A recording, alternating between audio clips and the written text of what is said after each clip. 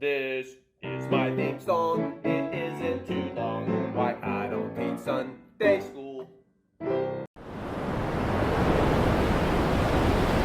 Welcome to the second official episode of Why I Don't Teach Sunday School, where I make a well-meaning attempt to explore the contents of the best-selling but least read book of all time and share with you some of my favorite parts, or at least some interesting parts or something.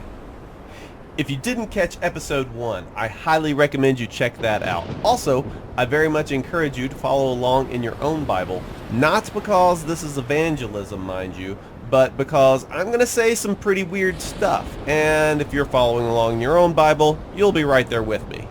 So, last episode, I believe while on some tirade about body shame or something, I may have said, I would do this show naked if I could do it without getting demonetized or ridiculed. to which my son Miles, remember Miles? I'm going to attempt to release an episode covering 4 to 6. He was like, Dad, you have 20 subscribers. Pretty sure that getting demonetized wouldn't really matter at all. Like, you're already demonetized because you don't have enough viewers. touche, I'm not wearing pants.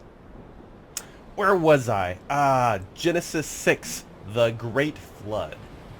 That first episode covered 1,600 years of biblical time, which is an awful lot for just 6 chapters. Not a lot of detail given, particularly not about the Nephilim, which is a little bit disappointing. We're just stuck with speculation on that topic.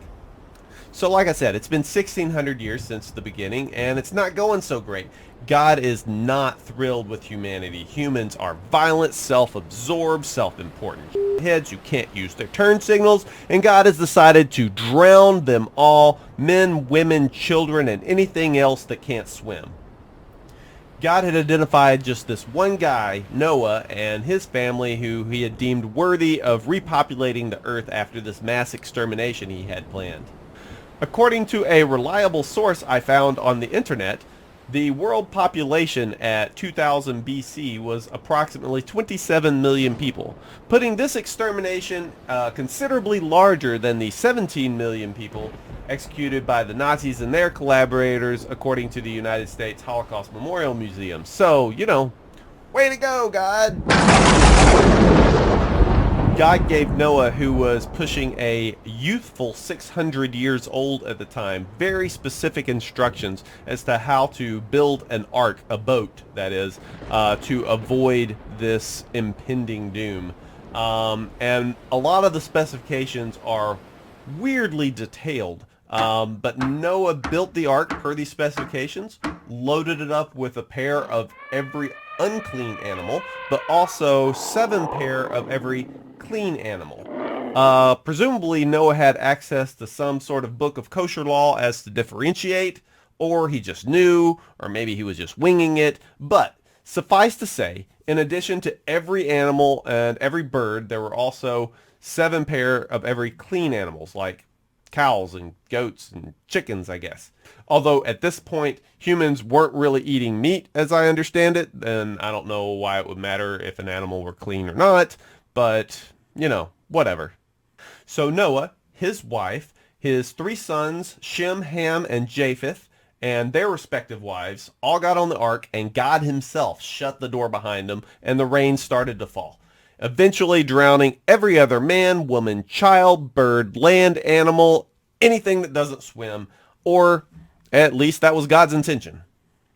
I will wipe from the face of the earth the human race I have created, and with them the animals, the birds, and the creatures that move along the ground, for I regret that I have made them. Ouch. It rained for 40 days until the highest mountain was 20 foot under the water, and Noah and his fam were in the ark with no sign of land for a year, after which Noah sent out a dove to scout for land, and when it didn't return, he assumed it had found a place to perch on unsubmerged soil. Or maybe it was eaten by a fish. Hard to say. Nevertheless, eventually they and all the fauna of the earth exited the ark after 150 days from the time the rain had started.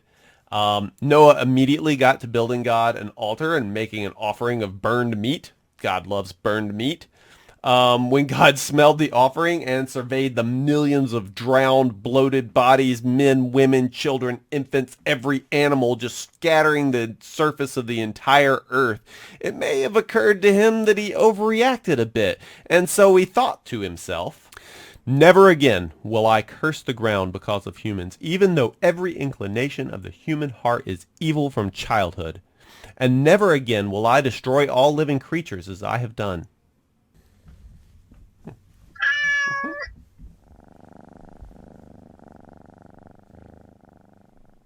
So, while God thought this to himself, it wasn't precisely the covenant that he made with Noah and his family, the total sum of humanity at this point. Instead, he backed it off a little bit and said he wasn't going to destroy the world again with a flood. So, presumably, fire, nuclear annihilation, super viruses, and zombies still totally on the table.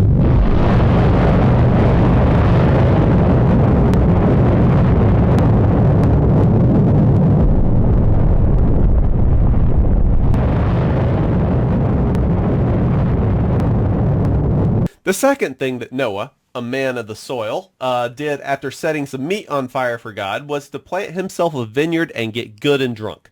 I mean, at 101 years old, who's to tell you can't have a drink or 10, am I right? Particularly after the year that he's had. So anyway, Noah gets good and drunk, strips completely naked, passes out in his tent. Shortly thereafter, his son Ham comes by, finds his father in this state, backs out of the tent, goes and finds his brothers. I imagine he said something like, "Hey, FYI, Dad is passed out naked in the tent. Now might not be a great time to pop in for a chat." Having received this news, Shem and Japheth covered their passed out naked father with a garment by walking backwards such they wouldn't see him. Is it just me, or are these guys a little uptight about nudity? I mean, so what? Anyway, this is what they did. When Noah awoke from his drunken slumber, he realized that Ham had seen him naked and told his other two sons about it, who covered him with a garment, and he was pissed. Seriously pissed. "Cursed be Canaan!" Canaan was Ham's son, so Noah was cursing Ham's son. He says, "Cursed be Canaan! The lowest of the slaves will he be to his brothers." And then he says, "Praise to the Lord of Shem," which isn't the Lord of Shem, his Lord, but anyway. "Praise be to the Lord of Shem. May Canaan be the slave of Shem. May God extend Japheth's territory. May Japheth live in the tents of Shem, and may Canaan be the slave of Japheth." I don't know if that's how Noah sounds. I just figured he's like 600 years old, and it was either that or Yoda. So what was the great wrong Ham had committed here? I mean, he saw his passed out, drunk, naked father. Some say that Ham raped his father, and that was what the great wrong was. But the Bible clearly does not say that. And I'm not sure where they would get that. I mean, we're going to put off father rape till the next episode. I think Noah was just ashamed of his drunken breakdown and too proud or narcissistic to just accept responsibility for his actions. Perhaps Noah should have considered some anger management techniques, but that was the curse he gave, and back then there's no takebacks. These people in the Bible seem to have a super big hang-up about nudity for some reason. Seriously, y'all, it's just the body. We've all got one. Don't have a cow, man. It was also at this time that God gave Noah official clearance to eat meat, but that's not to say that Noah got total carte blanche on the whole animals for food thing. Rather, everything that lives and moves about will be food for you. Just as I gave you the green plants, now I give you everything. But you must not eat meat that has the lifeblood still in it. And for your lifeblood, I will surely demand an accounting. I will demand an accounting for every animal, and from each human being, too. I will demand an accounting for the life of another human being. Note that there was no mention of any animal being unclean. Clearly, the declaration was for any animal. The declaration is confusing, though, coming after the instruction to load the ark with 7 of every clean animal. Presumably clean meant kosher. Maybe it just meant they had showered recently. God then established that capital punishment would be the penalty for murder, saying, "Whoever sheds human blood, by humans shall their blood be shed. For in the image of God has God made mankind." Then Noah went on to live another 350 years, putting him well over the age of 900 when he died. When 900 years old you reach, look as good you will not. Chapter 10 gives us this delightful genealogy. Of note, one of the descendants of Ham is Nimrod. He was a mighty hunter before the Lord. That is why it is said, like Nimrod, a mighty hunter before the Lord. That is exactly how it's said. How then did the name Nimrod come to be a pejorative? And did Daffy Duck or Bugs Bunny have anything to do with it? Precisely what I was wondering, my little Nimrod. Chapter 11.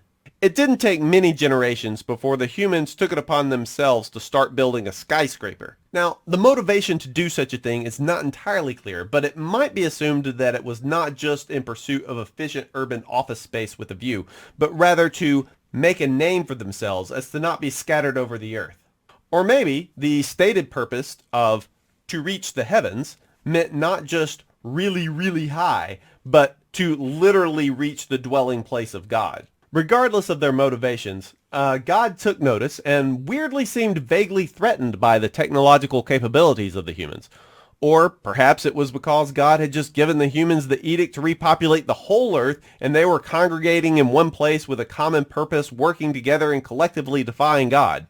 Either way, chapter 11 verses 6 through 7, if as one people speaking the same language they have begun to do this, then nothing they plan to do will be impossible for them. Come, let us go down and confuse their language so they will not understand each other. There God goes again, referring to self in the plural. And what was it that God was so concerned the people were going to do? Was it they were simply not going to move out to populate the entire earth quickly enough? Or were the humans up to something that actually threatened God's position or exclusive access authority to heaven? All this is pure speculation, of course, but it seems strange to me that God would need to poo-poo this project so dramatically. So the Lord scattered them from there all over the earth, and they stopped building the city. That is why it is called Babel, because the Lord confused the language of the whole world. From there the Lord scattered them over the face of the whole earth. One way of reading that is to say that it was not like God was simply scrambling the languages of the people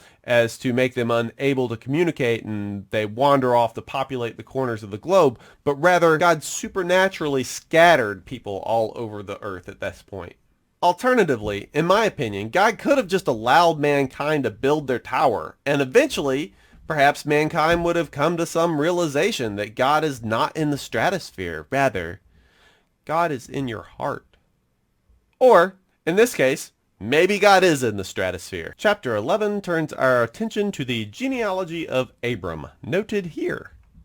Terah became the father of Abram, Nahor, and Haran. And Nahor's wife was Milcah. She was the daughter of Haran, so Nahor married his niece. Way to go, Nahor. It won't be the worst example of incest in this book. God told Abram to leave his home and that he would make a great nation out of him. So Abram, at the ripe young age of 75, took that deal, headed for Canaan with his wife Sarai and his nephew Lot. Abram was 10 to 11 years older than Sarai, so Sarai was about 64 years old at this time. Some nondescript time afterwards, Abram and Sarai went to Egypt to avoid a severe famine that was going on in Canaan. Abram, recognizing the lethal hotness of his 64-plus-year-old wife, came up with a scheme to avoid getting murdered by Egyptians in order to have a go with Sarai, wherein he would assert Sarai was his sister, and that way they would treat him, Abram, well, so they could get at his 64-plus-year-old wife he was calling his sister Sarai. And the plan worked. Anything goes when it comes to hoes, they go pimpin' ain't easy. Pharaoh took Sarai into his harem and paid Abram for the use of his so-called sister with cattle and servants and money. In short, the royal treatment.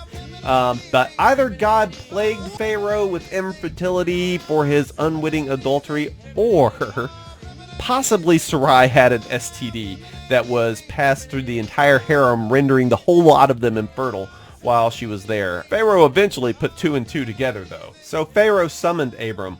"What have you done to me?" he said. "Why didn't you tell me she was your wife? Why did you say she is my sister, so that I took her to be my wife? Now then, here is your wife. Take her and go."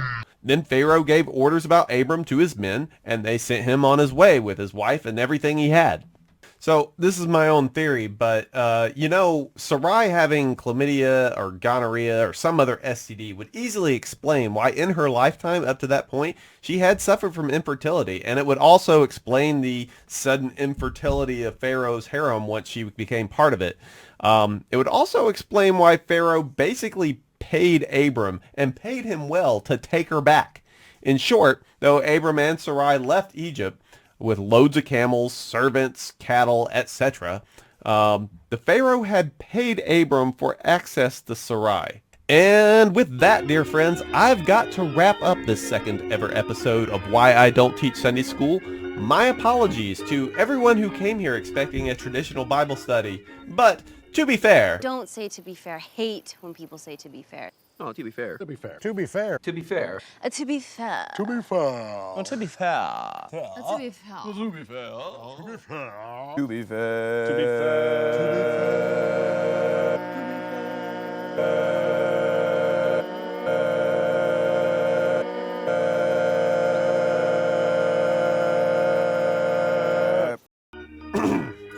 Well, if you had seen the first episode, you'd have kind of seen this coming. But hey, I'm going to keep making these as long as my Best Buy end-cap clearance webcam and microphone keep working. Next episode, we'll cover Genesis 13 through 19. Abram takes a break from pimping to be the hero of a dramatic action battle sequence. Also, I'll share with you a little theory I have about the sin of Sodom, which is not the sin you probably think it is, by the way. And, as a special treat, learn about the remarkably vertical nature of the Ammonite and Moabite family tree. All that and more next Monday, January 20th. Don't miss it.